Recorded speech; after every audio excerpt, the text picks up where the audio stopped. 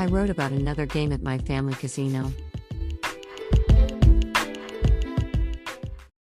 The living room in my grandparents' home was used for a card game when the house turned into a family casino during New Year's. The game was a blackjack-like one called Kabu and organized by my uncle. It used to be the best treat of New Year's for me in my childhood and early in my teens. Unlike Mortar Roller I had introduced before, this game was played seriously and intensely because it was for high stakes. The players usually bet $1 or more, sometimes as high as $100. The farther into the night it got, the higher the bet went. The family members would leave the table one by one, as the higher bet would make them tense and deprive them of pleasure. As for me, I liked to see the game get heated so much and would play throughout the night until the game came to an end in the next morning. The usual players who stayed at the table near dawn would be my uncle, who was a dealer, my eldest cousin, my mother and I. My uncle was a successor of the family by marriage, and so my grandparents were his in-laws. He was on terrible terms with my grandmother, who raised my eldest cousin in place of him, and his wife, because they were too busy working at the family farm. Consequently, he didn't get along well with his own son either.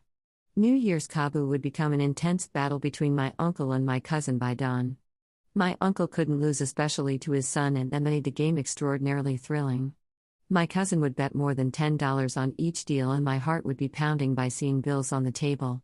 My uncle would concentrate on the cards dealt to him and his son too deeply to care about my small bets. Because he would forget to count me in and settle my deal thoughtlessly each time, I would end up winning quite a big amount of money in total every year. He would summon all his strength when he saw the last card dealt to him. In spite of his prayer-like chants, "Come on. Come on," most of the time the card would be the least one he had wanted. Hand after hand, he drew the worst card possible while my cousin was rolling on the tatami floor to stifle his giggling. As far as I remember, he had never won against my cousin. He was manly and frank, but I can still picture him going back to his room after the game in the morning light with unsteady steps, worn out, drooping, and on the verge of tears. 3 months after the house was burned down, he died of cancer without becoming the head of the family.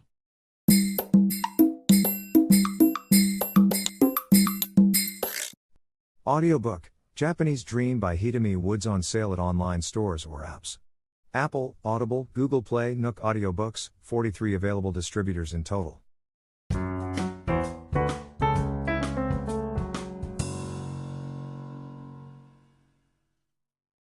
I wrote about a battle between Sister Carmela, me, and my mother. Back in my Catholic school days, a teacher for home economics was Sister Carmela. I was in her cooking class.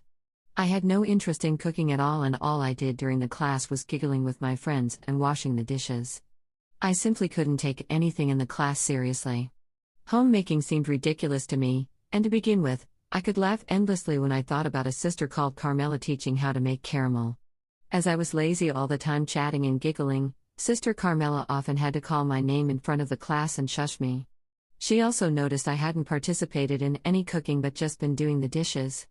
No matter how hard and often she scolded me for my bad attitude, I didn't obey and kept making other students laugh. Her patience snapped at last and she called me before the principal. In my school, bad students were close to zero and a student was hardly ever called to the principal's office. The principal was Sister Mary Catherine, who reasonably believed I had done something extraordinarily wrong. But she was taken aback when Sister Carmela told her that I had fooled around during the class. She looked at her face with an impression of "That's it?" After mildly telling me to behave myself, she let me go. Sister Carmela's punishment didn't work and my bad behavior continued. I was in her sewing class next year.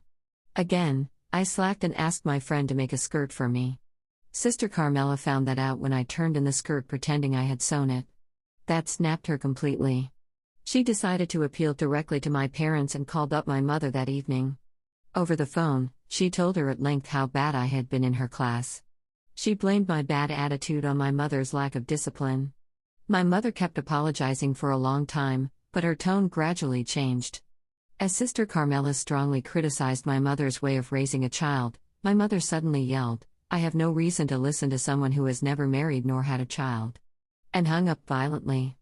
I was stunned because it sounded to me the most insulting remark about a sister. She said to me, "Who does she think she is? She has never raised a child herself, and yet looks down on me who did raise a child. You don't have to obey such a stuck-up person."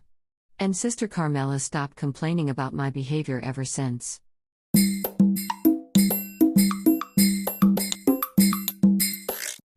Audiobook, Japanese Dream by Hidemi Woods on sale at online stores or apps.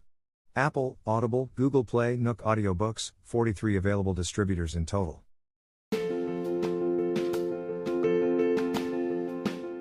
Audiobook, The Family in Kyoto, One Japanese Girl Got Freedom by Hidemi Woods on sale at online stores or apps. Apple Books, Google Play, Audible, 43 available distributors in total.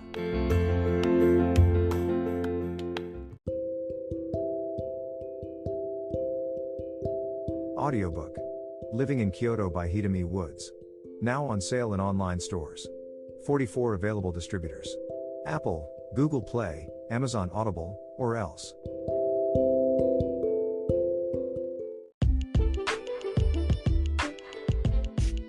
英語聞き流しリスニング、英語テキストと MP3 ダウンロード、その他の物語はホームページからお聞きいただけます。88thpp.com 88thpp.com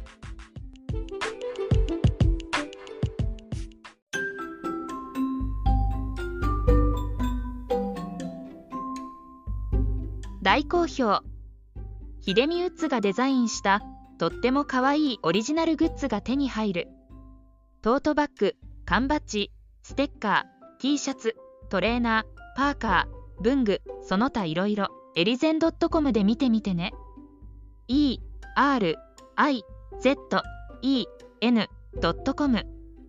ERIZEN.com エリゼン .com